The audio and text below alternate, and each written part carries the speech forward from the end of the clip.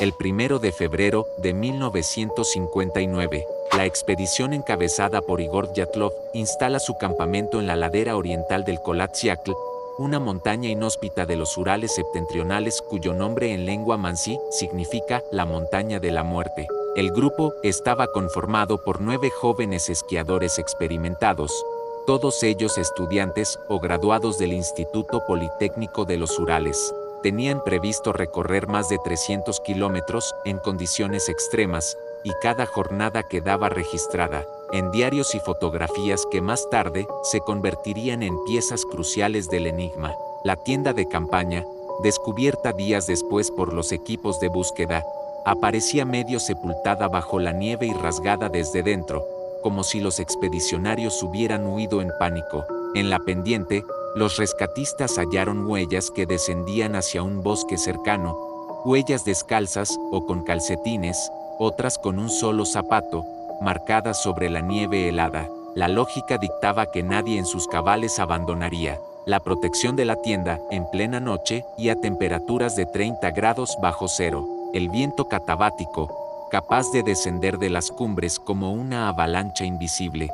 podía convertir la noche en un cuchillo helado que cortaba la respiración. Algunos investigadores posteriores lo señalarían como la causa del pánico, pero en 1959 aquel fenómeno apenas se conocía. Los rescatistas, sin embargo, encontraron evidencias difíciles de explicar con un simple viento. Los cuerpos estaban dispersos en distintos puntos de la ladera y el bosque, algunos apenas vestidos, otros con prendas arrancadas a sus compañeros fallecidos en un intento de sobrevivir. 2 fueron hallados bajo un pino, junto a los restos de una hoguera improvisada. Otros 3 yacían en la ladera, como si hubieran intentado regresar a la tienda. Los últimos 4 aparecieron meses más tarde, enterrados bajo la nieve en un barranco. Las autopsias revelaron heridas inusuales, fracturas de costillas y cráneos con una fuerza semejante a la de un accidente de tráfico, pero sin lesiones externas visibles. En una de las víctimas faltaba la lengua, en otras, los ojos. La explicación oficial habló de fuerzas naturales abrumadoras, una definición que alimentó más preguntas que respuestas. ¿Cómo se combinaban el frío, la nieve y el viento para producir lesiones tan específicas? En la ladera, la nieve se comportaba de manera caprichosa, se compactaba y cedía sin aviso, como un animal impredecible. Décadas después, un estudio sugeriría que una pequeña avalancha pudo haber aplastado la tienda parcialmente, obligando a los jóvenes a salir a la intemperie.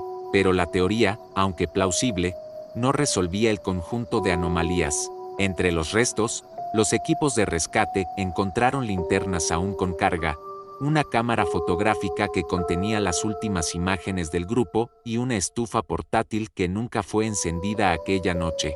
Todos esos objetos componían un retrato de la rutina interrumpida en seco. Los diarios recuperados eran como brújulas rotas, incapaces de señalar con precisión lo ocurrido, pero cargados de humanidad en cada línea. Había bromas internas, descripciones del cansancio y la camaradería, planes de futuro. El contraste entre esas palabras y la tragedia que siguió aumentaba la sensación de extrañeza. El expediente oficial del caso cambió de manos tantas veces como teorías se formularon.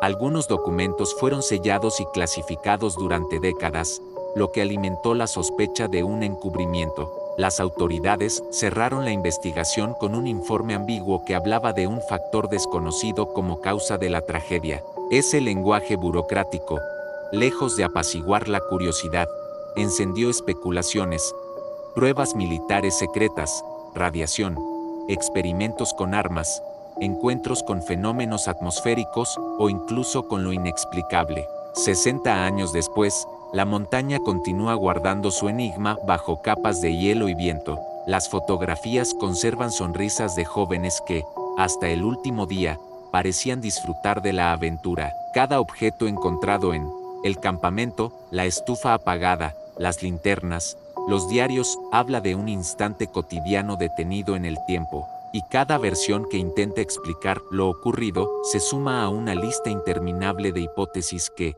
lejos de resolver el misterio, lo expanden todavía más. 60 años después, la montaña mantiene su enigma bajo hielo y viento. El paso Dyatlov sigue siendo un rompecabezas que atrae a montañistas, investigadores y curiosos. El 1 de febrero de 1959, la expedición acampó en la ladera del Kolatsyakl. Algo interrumpió esa rutina y obligó al grupo a abandonar la tienda en plena noche. Cada intento de explicación abre un camino y levanta nuevas dudas. Las autoridades sellaron documentos y cerraron el caso con una fórmula ambigua. Ese vacío oficial alimentó teorías diversas, una avalancha parcial capaz de aplastar la tienda, pruebas militares no reconocidas, fenómenos infrasónicos que inducen pánico, o la traición de una nieve que cede sin aviso. El expediente cambió de manos una y otra vez, dejando versiones incompatibles.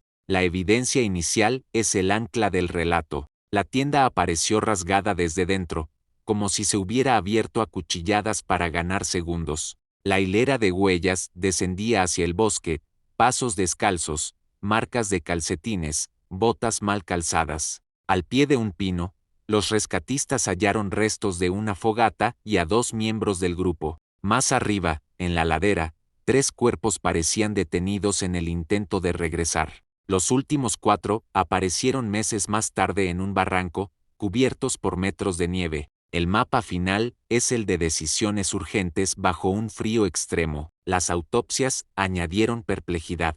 Algunos sucumbieron a la hipotermia, otros presentaban costillas fracturadas, cráneos dañados sin heridas externas y, en un caso, ausencia de lengua. Ningún informe consiguió reconciliar de modo definitivo esas lesiones con un único mecanismo causal. Los objetos recuperados reforzaron la idea de rutina interrumpida, linternas con carga, una cámara fotográfica con imágenes del trayecto, una estufa portátil que esa noche no se encendió. Los diarios, como brújulas rotas, no señalan la causa, pero sí la humanidad del grupo, bromas, planes de avance, notas sobre el clima. El viento catabático, que desciende en ráfagas repentinas, podía convertir la noche en cuchillo que cortaba la respiración. Hay quienes creen que bastó para sembrar la alarma. Otros sostienen que una placa de nieve se deslizó en silencio, deformó los mástiles y obligó a escapar.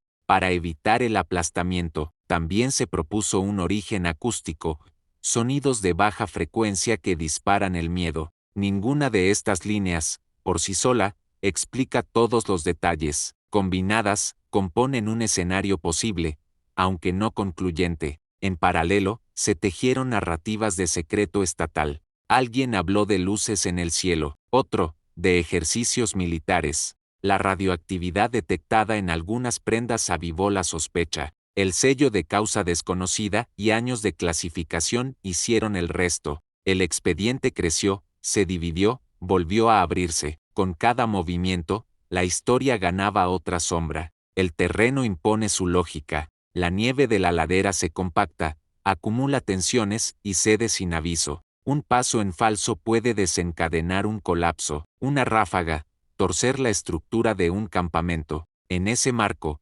cada decisión es frágil, quedarse y arriesgar el aplastamiento, o salir a un frío que se instala en los huesos. La tienda abierta desde dentro sugiere esa elección desesperada. Los diarios guiaron la lectura, muestran disciplina, asistencia mutua, humor que sobrevivía al cansancio. Las fotos congelan manos enguantadas, esquís alineados, rostros confiados. Las linternas, la cámara y la estufa portátil dibujan un último retrato de costumbres repetidas hasta que, en un instante, la rutina se quebró. La fila de huellas hacia el bosque queda como única frase completa. Con el tiempo, las interpretaciones conviven y se contradicen. Se reescriben informes, se recalculan pendientes, se simulan vientos. Luego, alguien vuelve y obtiene otra medida. Ninguna conclusión satisface del todo, porque cada respuesta abre preguntas laterales. El Kolatsyakl oculta casi todo bajo una capa uniforme y entrega apenas fragmentos.